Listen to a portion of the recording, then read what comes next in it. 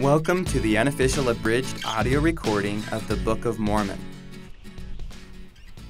Lehi and his family have left Jerusalem, camped for a while, and now are on the move once again. Things get really tough. They had to walk through the desert with little to eat except raw meat. Many of the women even gave birth to babies out there in the desert. Ouch, that must have been crazy painful. But Nephi noticed that the Lord blessed the group in many ways. The women were able to nurse the babies without any problems, and the Lord blessed the women to be as strong as the men, and they never complained. What is really amazing is the Lord made the raw meat taste sweet to everyone.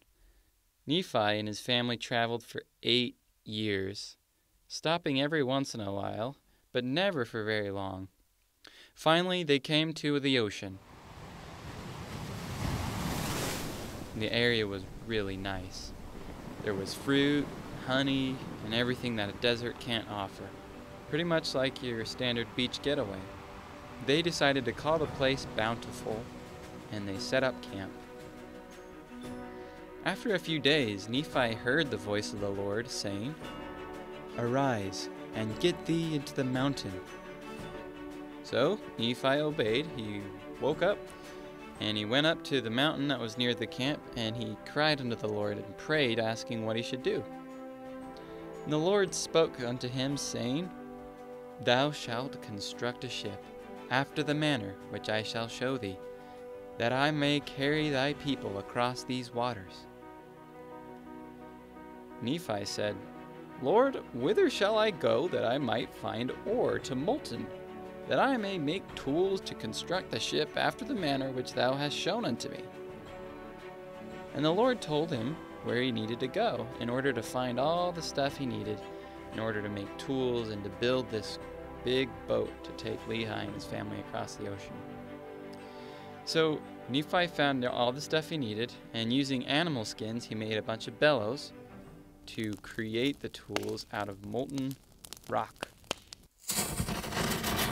Nephi's brothers saw him making tools and getting ready to build the ship. They got a big kick out of that. "Our brother is a fool, for he thinketh that he can build a ship." Oh, yeah, and also thinketh that he can cross these great waters. Nephi was sad because his brothers didn't believe that he could build a ship. Not only that, they also didn't think that the Lord had actually told him to do it. When his brothers saw him getting sad, they thought it was really funny, and they continued to make fun of him. "We knew that ye could not construct a ship, for we knew that ye were lacking in judgment. Wherefore thou canst not accomplish so great a work." And thou art like unto our father, led away by foolish imaginations of his heart. Yea, he hath led us out of the land of Jerusalem. "And we have wandered in the wilderness for these many years." Yeah, and our women have toiled, being big with child, and they have borne children in the wilderness, and suffered all things, save it were death. And it would be better that they had died before they came out of Jerusalem than to have suffered these afflictions. "Behold, these many years we've suffered in the wilderness, which time we might have enjoyed our possessions in the land of our inheritance. Yea, and we might have been happy. And we know that the people who were in the land of Jerusalem were a righteous people, for they kept the statutes and judgments of the Lord and all of his commandments according to the law of Moses. Wherefore we know that they are a righteous people." Yeah, and our father hath judged them, and hath led us away because we would hearken unto his words. You're like him. You're super lame. And after this manner of language did Nephi's brothers murmur and complain against Nephi. Nephi spake back unto them, saying, "Do ye believe that our fathers, who were the children of Israel, would have been led away out of the hands of the Egyptians if they had not hearkened unto the words of the Lord? Yea, do you suppose that they would have been led out of bondage if the Lord had not commanded Moses that he should lead them out of bondage? Nephi launches into a huge speech about Moses and how he was commanded to do lots of stuff. And the people sometimes followed him, and a lot of times they didn't. But Moses was able to do pretty awesome stuff because he was following the Lord. And the children of Israel were blessed when they followed him and weren't blessed when he didn't.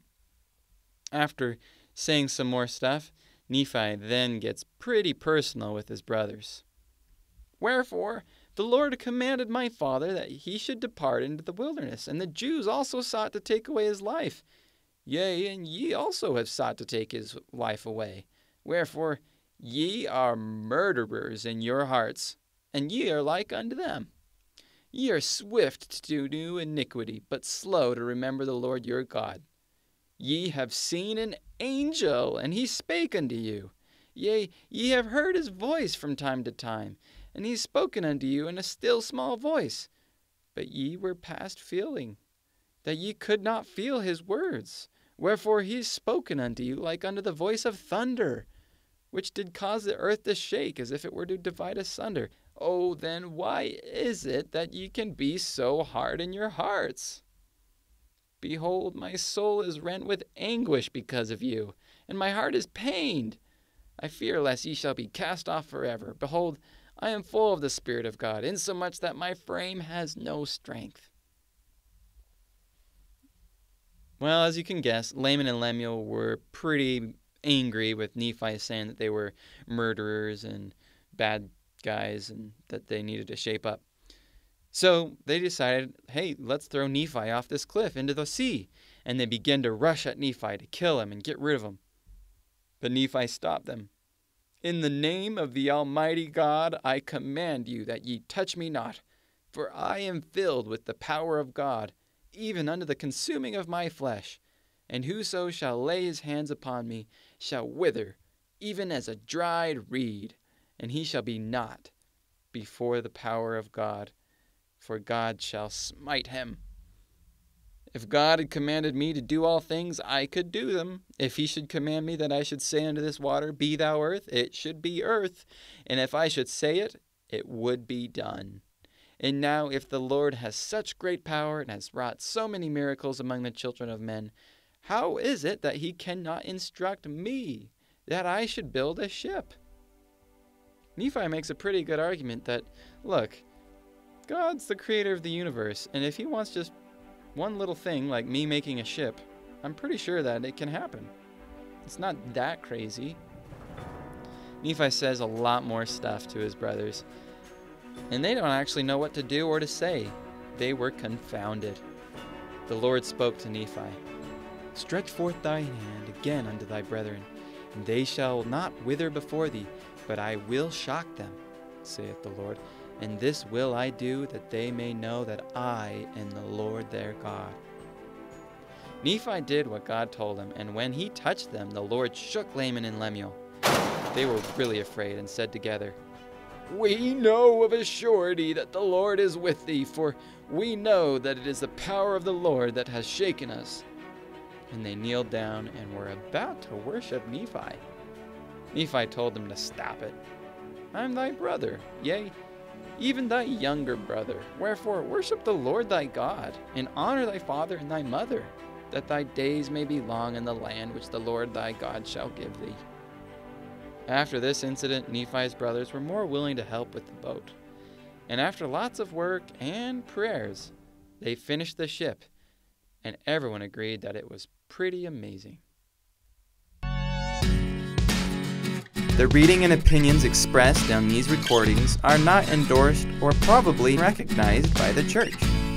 The YouTube channel Book of Mormon Stories is a personal project by me, Greg Williams, born out of my love and testimony for the book and the truths contained therein.